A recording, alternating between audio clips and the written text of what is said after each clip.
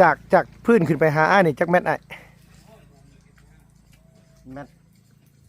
2 เม็ดไหล2 เมตรพุ่นบ่หัวเสาโอ้โดยดินบ่เพียงเอาทางสูงเป็นแบบโดย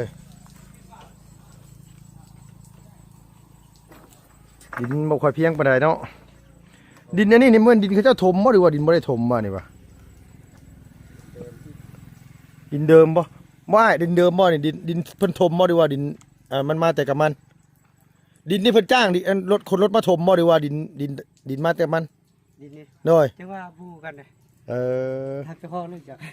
แต่ว่าอันนี้คือค่อยลงไปแบบนี้คันคันว่าบนดินบ่ถมนะเนาะ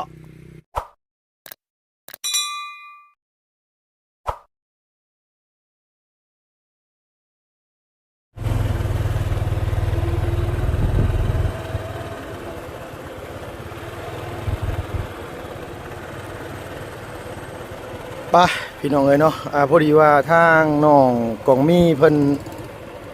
ขี่รถว่าสิไปกินเสสวนบ่ซั่นว่าสิพาเอื้อยไปอันว่าอันนี้พาพี่นางกับอันว่าพาเอื้อยมาเป่าโอ้ยรถเป็นหยังนั่นน่ะเอาสบายดีเด้อกำลังพากันไปใช้นี่น่ะให้ออกมาแต่วัดกำลังว่าสิไปส่งพี่นางตัวอยู่บ้านมากันจะคนเนี่ยแมนมาเลยนะคันเดียวบ่อ้าวไม่ชอดสิไปซ้ายขี่มา5 คน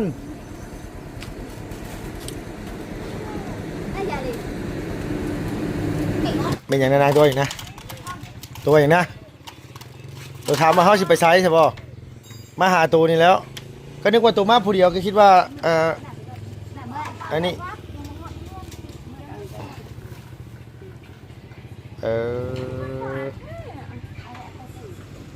เป็นได้ไหนได้สำนักน่ะพอดีแล้วยาวๆบ่โอ้พี่น้องเลยพาอันว่าไผ่ปะเป้าพูดน้อยๆนี่บ่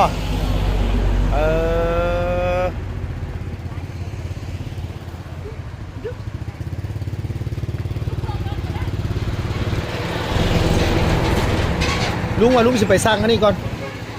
ไปสร้างสังกะสีก่อนสร้างสังกะสีตะปูยังไม่ทันได้ซื้อแล้วก็สิไปสร้างในนี่แหละซื้อตะปูเดี๋ยวลุงซื้อให้ตัวมื้อให้ได้ป่ะเดี๋ยวลุงซื้อให้เดี๋ยวให้ตัวมื้อให้ได้ป่ะมื้อน้ำกันได้ก็ได้ป่ะเอาสิมื้อเงินตัวป่ะน้องพี่น้องอันนี้ก็ไปซื้อตะปูไปให้สร้างเพิ่นสร้างอย่างละโล8 กับ 10ไปซั่นว่าเนาะพี่เนาะโลนึงก็60,000เนาะ120,000พี่น้องเอ้ยมีแต่ไปพ้อกันพุ่นแหละเนาะพี่เนาะอยู่บ้านอีหลากองมีพี่น้องโดยไปเอาตะปูให้สร้างมันก่อนเดี๋ยวตอนแรกเดี๋ยวลุงสิแกอันนี้ไปให้เพิ่นแกอันว่าสังกะสียังบ่ได้ไปอยู่เนาะพี่เนาะโดยพ่อกองมีเมื่อกี้นี่ยศเสียบ่ซั่นว่าพี่น้องเอ้ยไปพ่อไปพบไปพ่อกันอยู่บ้านกะลับพุ่นแหละพี่น้องเด้อโดยโอ้ได้ทั้งจ้ามื้อนี้นะมันแก้ว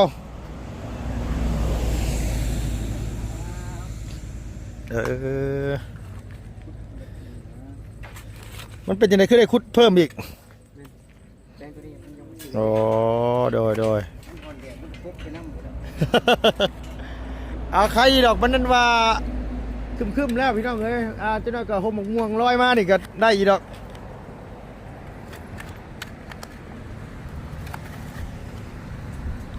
ตั้งเสาแล้วเนาะพอดีว่าเพิ่นโทรให้ทั้งอันว่าน้องของมีบอกลุงว่าอยากได้ตะปูไปสั่นว่า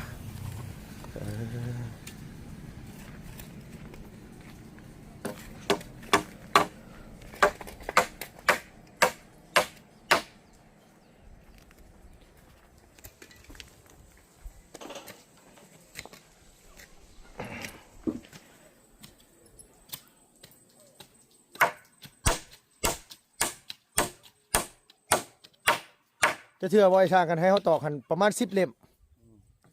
งอดเบิด คดเบิดทุกอันอันนี้บอกเพิ่นว่าพี่น้องเอ้ยสร้างก็เคยเนี่ยมันบ่คือกันได้เฮาสร้างเฮ็ดสร้างมากอันอ้ายแล้วนี่ผมเป็นเฮ้ยจำบ่ได้จำมิดเลย นั่นแหละ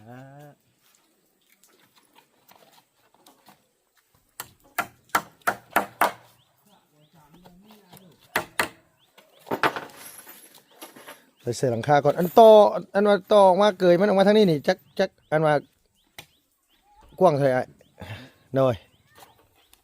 คอนมันก็เหลืออยู่มันตกอยู่4 เมตรอยู่เด้อ สังกะสี4 แผ่นครับ โดยฮอดแผ่นละเม็ดบ่อ้ายมันบ่ฮอดได้แผ่นละเม็ดน่ะเวลานั่นน่ะ ได้ ได้บ่มันไว้เพื่อเขาเหยียบเขายังไงกันมันบ่ฮอดนะ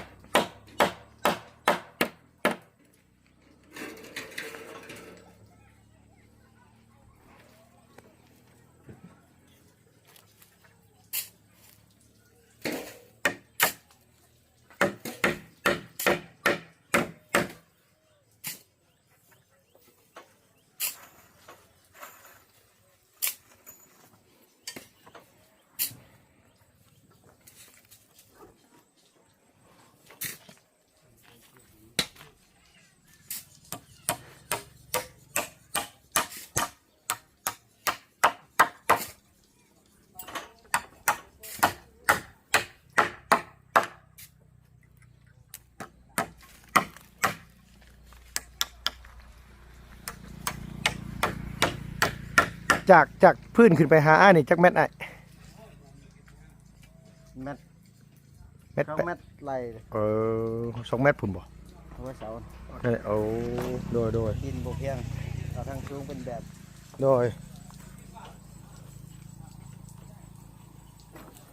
ดินบ่ค่อยเพียงปานใดเนาะดินอันนี้นี่เหมือนดินเขาเจ้าถมบ่หรือว่าดินบ่ได้ถมมานี่วะดินเดิมบ่บ่อ้ายดินเดิมบ่นี่ดินเพิ่นถมบ่หรือว่าดินมันมาแต่กับมัน ดินนี่เพิ่นจ้างดิ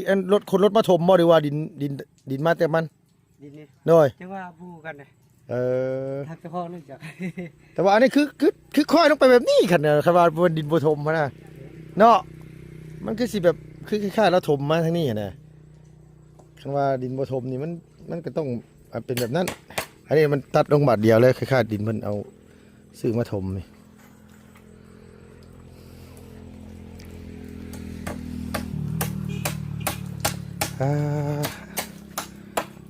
น้ำกระติกน้ำก้อนกับบ่มีอยู่ว่าอยู่เฮือนหั่นอ้ายกระติกน้ำก้อนบื้อนี่ว่าชื่อน้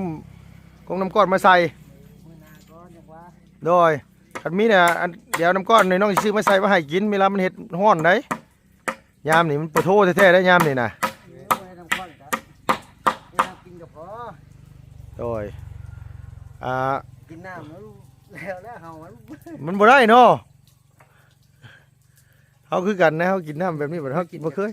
แม่น บ่เคยกันคือเจ้านี่เคยได้อยู่เนาะ เฮาก็คือกันคนนี้แหละ คือน้ำตรันดนแล้วดิ มันบ่ได้มันบ่ได้กินแต่เฮิงเลยเนาะน้ำตุก20 ลิตรนี่ก็ได้แล้วว่าอ้ายน้ำซื้อน่ะ น้ำนี่แหละใช้ผู้ล้วงนี่แหละ โดยมีแต่ว่าเดี๋ยวบื้อน้องสิกันว่าแกมาซื้อมาเป็นตุกเอาอะไรก็ซื้อน้ำก้อนมาใส่เอาพี่น้องไปเพราะว่าเข้าใจได้แล้วอยู่ดอกผมมันบ่เคยกินน่ะกินแล้วมันบ่แล้วว่าง่ายซะคือน้องคือกันได้คันว่าเขาเคยกินน้ำหัวเสือกินน้ำปลาโลมาตลอดบัดมากินน้ำอันนี้ก็น้ำอันนี้ก็บ่แล้วอีก ย่างไปแล้วเนาะ โดยบ่แล้วกินมาเป็น4-5 ปีแล้วบัดนี้มาเปลี่ยนกินน้ำตุก20 ลิตรยังกินยังบ่แล้วกินมันบ่แล้วจะกินอิ่มอยู่แต่ว่าบ่แล้วนะมันเคยแล้วเหรอวะ เป็นพวกเขาเนาะ แม่นที่จริงมันก็บ่ได้แซ่บดื่นกันดอกแต่ว่ามันบ่แล้ว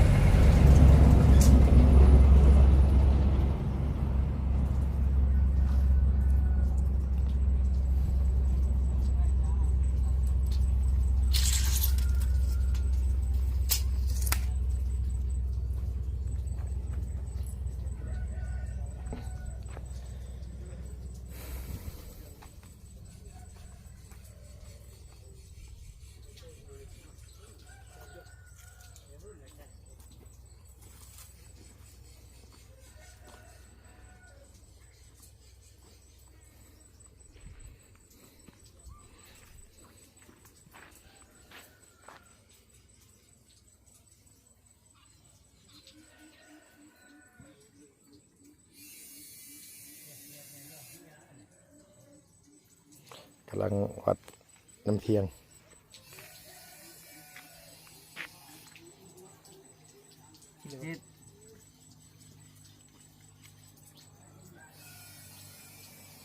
หน้าหนาว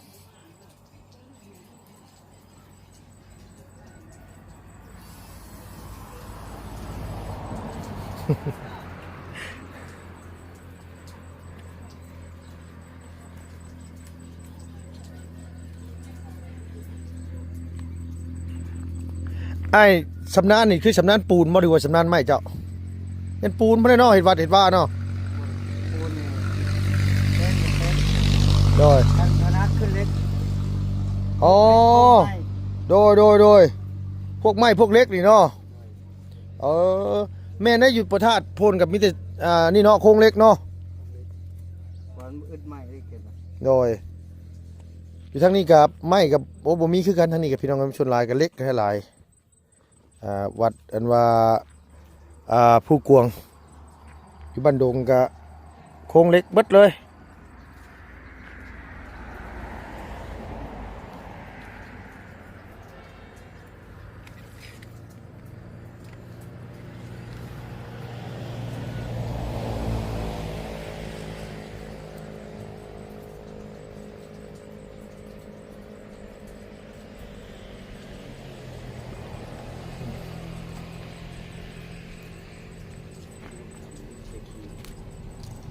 จะขีด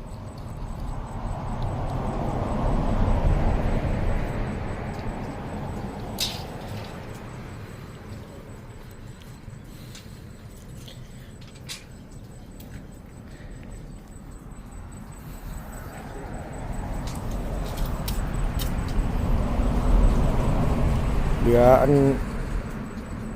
เสาสุดท้ายพี่น้องเอ้ยไปตั้งขึ้นมานี่ก็มันใส่ตะปูอะไรกันมีแต่ว่าให้บบุญมันปลาแกใส่รถใหญ่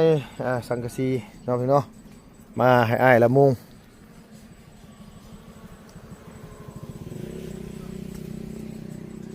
ทางของมีก็ยังมาบ่ฮอดซ้ำบ่จักเพิ่นนั้นว่าพาหลานไปเป่าว่าซั่นว่า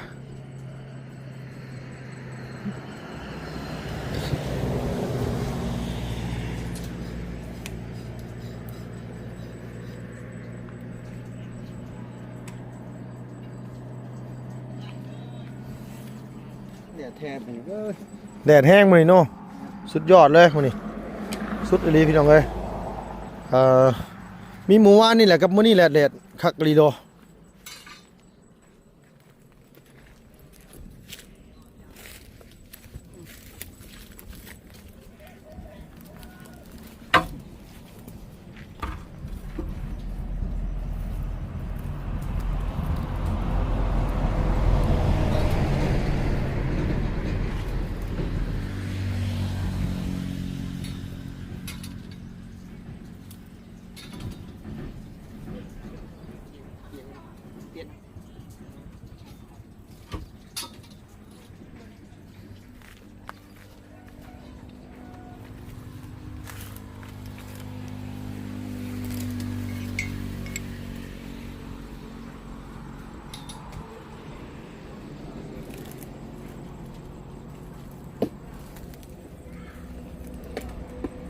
สักขีดได้ทันมันนี่บ่ จังว่าคันรถมันไปเซโปนอยู่หมู่ไปเซโปนอยู่แต่ว่าเฮาอันว่าไอ้คันมาขึ้นมาก็สิไปสั่งในห้างนี่ก็แกมาเลยหั้นนะเพราะว่าถ้าทั้งบ่บุญมาเพิ่นสิไปตัดผมว่าซั่นว่าสิไปตัดผมอยู่อันว่าเซโปนพี่น้องเอ้ย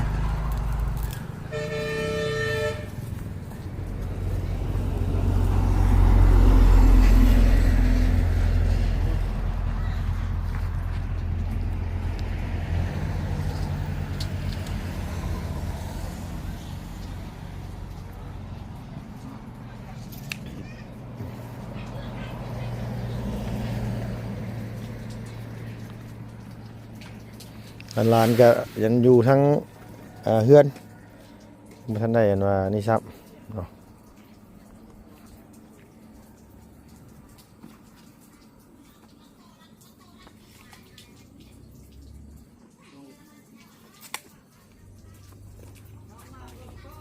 ส่ทรายอีก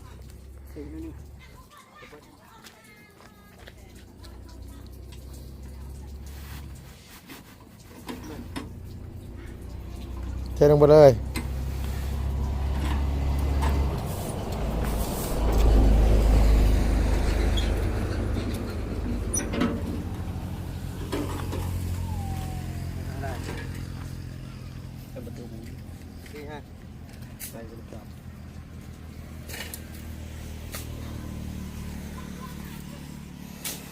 ใช้กับทรายหยาบเพียงเนาะทรายปูนเมื่อทรายหยาบเนาะนี่ห้ามให้ตัวให้ทั้งไอ้สร้างคนนี้มาอันนี้ก่อนคิดก่อนเนาะ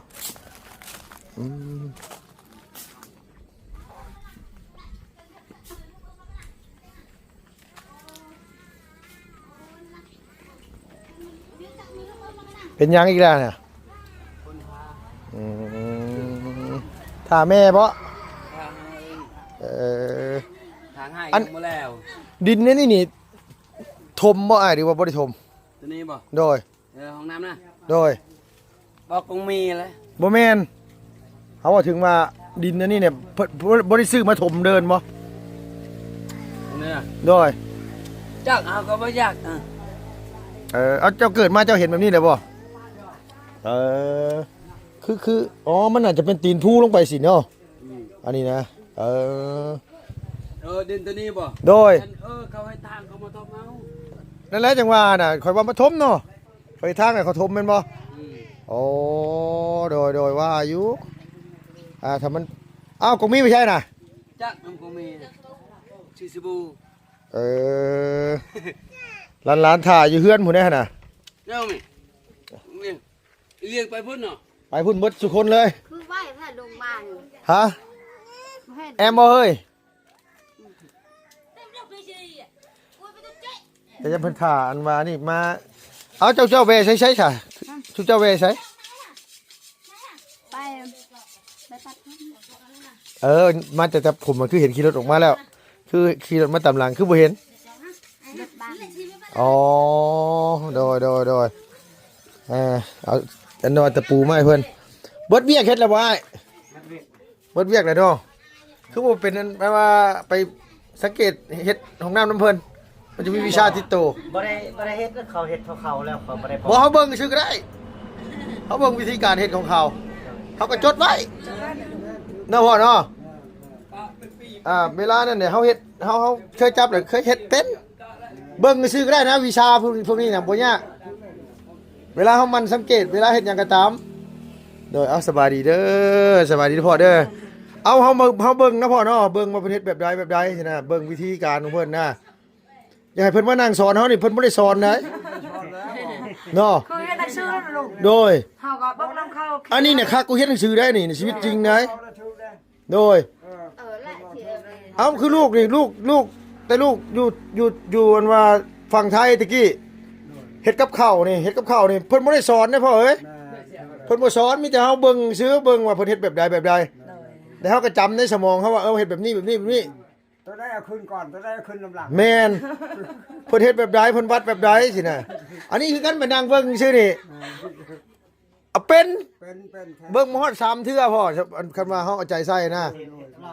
ฮะ โดยแม่ แล้วเอาหัวควายเอาคนมากระหัว เอาก็บ่ได้ว่านี่เนาะคันสมมุติว่าบ่มีเวียกนะเนาะพ่อเนาะเอามันมีวิชาติดตัวเฮานำได้นี่น่ะโดย นี่มัน โอ้ยอยู่เฮือนก็ เฮาคนมากหัว ไผสิถือเจ้าเด้เนาะไผสิถือเจ้าเด้ยันแต่ไอ้ลบน่ะถือค่ะเนาะลบเนาะเจ้าถือว่าลบแบบนี้น่ะคนแบบนี้บ่ถือเนาะ บ่ถือปานใด เนาะถือนักคนแบบนี้น่ะถือนักคือโดยลูกสาวเจ้ากินจนหากหั่นน่ะ นะโหย กินคักกินแน่เห็นว่ามีหลายก็กินหลายลูกสาวเจ้าน่ะถ้างั้นว่าเลี้ยงกับพ่อเลี้ยง ดีนะได้กินนำเด็ก บ่ถือคนเราเขาติดตามเขาก็ได้เรื่องเฮือนเขาช้างเขาก็เป็นคือกันเบิ่งหมู่เฮ็ด โดยแปลว่าห้องน้ำนี่มันง่ายกว่าเฮือนอยู่พ่อยเครื่องมันบ่หลายห้องน้ำน่ะพวกห้องน้ำของนายนี่เครื่องบ่หลายปานใดเพิ่นใส่ปูนเท่าไหร่เพิ่นปูนสอบหนึงเพิ่นใส่ทรายจักรถแม่นบ่พ่อเฮาสังเกตฮะ ใจคนบ่ชื่อเขาเฮ็ดบ่ชื่อ บ่จื้อบ่ โดยบ่ชื่อไปแล้วไปนำเขาแล้วไปเฮ็ดเป็น บ่จื้อ จะได้คำว่าปุนลิ้วจะได้ปุนนิ้วมาชื่อ โดยเขามันต้องให้เขาเฮ็ดให้เบิ่งเขาเทื่อแรกใช่ไหมลูก จอดเขาบอกแน่บอกตัวจริงข้างแน่จอดจับเอาใส่ โดย คำนี้ชนี่กับเขาได้บอกเลยบ้านนั้นชื่ออีเห็นคนเดียวตอนเห็นนะเขาเนี่ยเอ็ดได้ โดย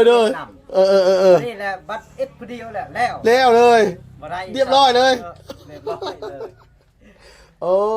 โดยแต่ว่าน้องบ่จื้อไว้คือเฮานี่จื้อไว้เฮาน่ะแบบว่ากับข้าวน่ะอยู่ในอาหารไทยนี่แทบจะว่าเป็นทุกอย่างกับข้าวนี่มันกับมีวิธีเฮ็ดของมันนะแต่ละอย่างนี่มันบ่ได้เฮ็ดคือกันไหนแล้วพ่อเนาะอาหารนี่แต่งกินนี่ก็บ่ได้คือกันไหนแต่ละอย่างนี่บ่ได้คือกันไหน ย่ำลงกระดูกเป็นมัน ความจำว่าไงเขาจำเอาแบบว่าอ้ายเพิ่นกับผู้เพิ่นเป็นหัวหน้าผู้เพิ่นเรียนจบมาเนาะพ่อเนาะเพิ่นฮักเฮานี่เพิ่นก็บ่บอกเฮานะเพิ่นมีแต่บอกว่าเขาเจ้าได้วิชานำอ้ายเนี่ยมีแต่เจ้าจำเอาว่าอ้ายเฮ็ดแบบใดพออยู่นํกัน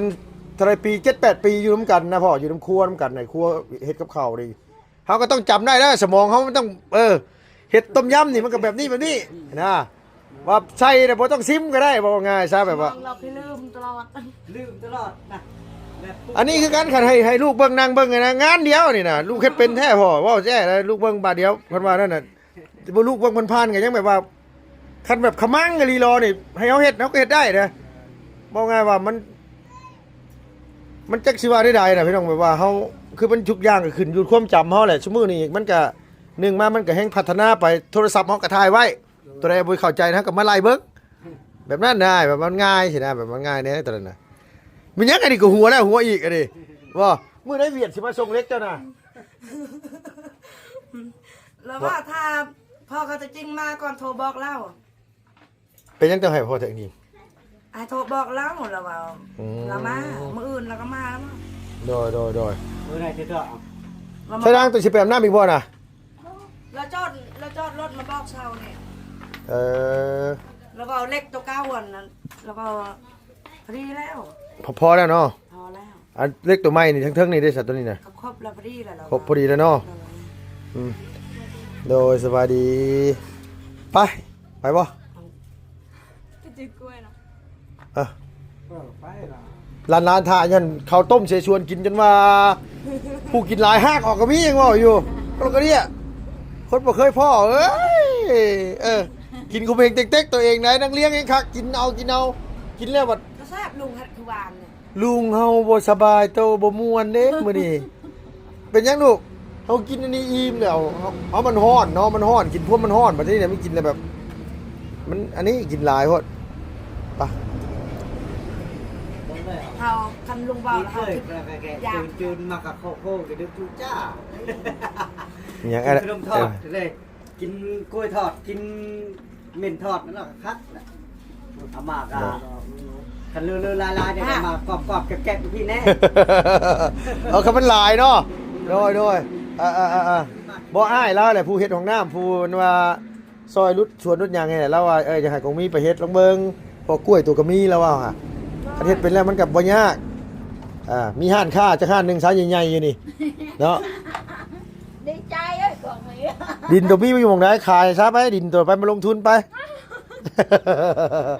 อ้าวคนเฮาบ่ใจกล้าบ่ขี้บ่ได้ขี้สร้างงานแล้วเพิ่นว่าคนเฮามันต้องใจใหญ่ในน้อยหนึงแน่น้องเอ้ย จนชอบเอา ใจมันต้องถึงในนั้นหน่อยหนึงว่าเอาอย่างมีหันค่าเนาะก็ต้องลงทุนเนาะจะว่าบ่น้ำเนี้ยเห็นว่ากันเห็นว่าได้กินในบ่ปากบ่ติงอันนี้โอ้ ปลาแห้งพันจะว่า บ่ข่อยฮู้อยู่ไอ้ลบคิดฮอดผัวคิดฮอดผัว เงินมาเจ๊งคือกันคันเมยืนเมห่อนคันแล้วอ่ะเขาจะคาลงบ่ เอาค่าน้ำเมืองสิเป็นหยังแต่น้อยเราเก่งก็ดอก เด้อ ดอยอ่ะ เอาบัตรพัวเท่าเด้อเฮาจะเห็นคาๆ วันนี้ลูกก็กินเก่งอ้าว ผัวเฒ่าก็ให้ลูกบัดนี้น่ะ กันนั้นน่ะให้ลูกอันละเห็นคา ให้ลูกสู้ต่อสิยากหยังแม่นบ่ล่ะ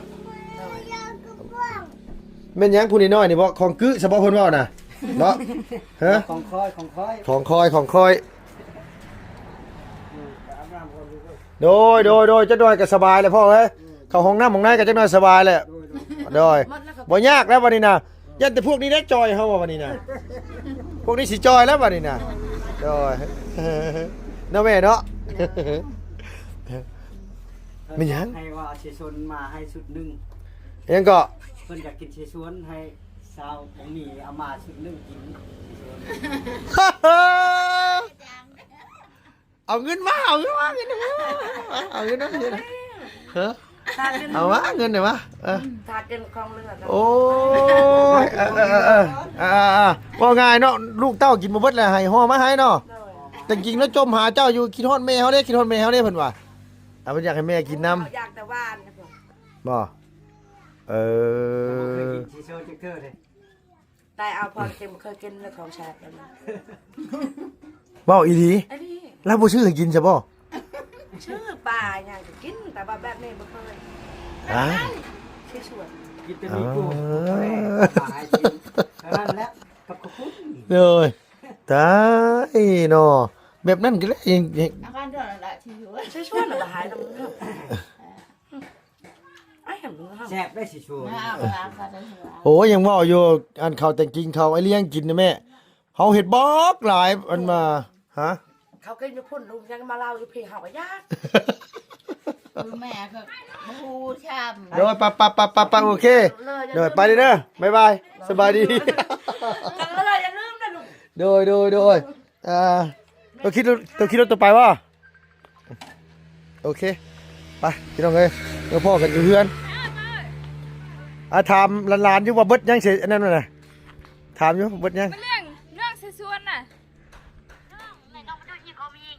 ยังไม่เดียว โอ้พักเบิดแล้วบ่นางหมูเบิดแล้วบ่ เล่นเจาะยางนะ โอเคเดี๋ยวลุงซื้อพักไปให้ใหม่เด้อ เรียกเยอะ ตีนไก่หมดเขากินแล้ว ฮะ ตีนไก่หมดแล้วได้ยินไหม ตีนไก่เบ่ล่ะตัวอยากไหมตีนไก่ แปะ อยากเอาเงินไหมเอาเงินนะ โอเคไปนะไปเอาพี่น้องเอ้ยน้องฟรีเอาตะปูมาให้ทั้งง่ายๆเพิ่นอันว่านี่เดี๋ยวจะหน่อยลุงศรีว่าไปซื้อสังกะสีมาให้แล้วก่อนบ่บุญบ่รู้ว่าเพิ่นสิขึ้นมาตอนใดเนาะแล้วไปตัดผมว่าซั่นว่าในใดพบพ่อกันคลิปหน้าเด้อเพิ่นเด้อเอานี่ไปแล้วพี่น้องบ๊ายบายสวัสดีเด้อ